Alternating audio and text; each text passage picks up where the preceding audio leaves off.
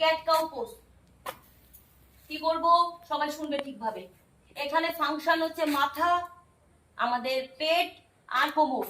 যাদের স্পাইনাল কর্ডের সমস্যা আছে, আমাদের এই ক্যাট কাউ পোজের মাধ্যমে কিন্তু আমাদের এই সমস্যাগুলো ঠিক হবে। এই আসনটি আমাদের সবার জন্য খুব খুব লাভদায়ক। চলো মার্জারি, আমরা বলি মার্জারি আসন। ওপরে শ্বাস নাও, আস্তে আস্তে শ্বাস ছাড়তে ছাড়তে ছাড়তে ছাড়তে নিচে নামো। পুরো পেটে যখন চাপ দিচ্ছি, কোমরটাও ঠেলে তুলছি। যাদের স্পাইনাল কর্ড ধনুকের মতন বেঁকে গেছে, বক্র হয়ে গেছে, স্পাইনাল কর্ডের সমস্যা চলে এসছে, স্পাইনাল কর্ডের অনেক রকমের ব্যথা বেদনা নানান কিছু চলে এসছে, সব কিন্তু এই ঠিক করবে আমাদের এই মার্জারি আসন।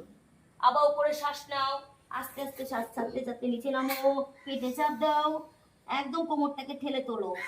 আস্তে আস্তে, কেউ জোর জবরদস্তি করবে না, শ্বাস প্রশ্বাস স্বাভাবিক রাখো। কি বললাম?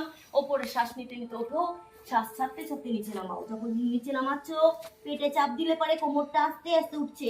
হাতও নড়বে না, পাও নড়বে না, কিচ্ছু নড়বে না, শুধু হচ্ছে মাথা উপরে যাবে। শ্বাস নিতে নিতে ছাড়তে ছাড়তে নামছি। শ্বাস, এই পেটে চাপ করবে, কোমরটাকে ঠেলে তুলবো।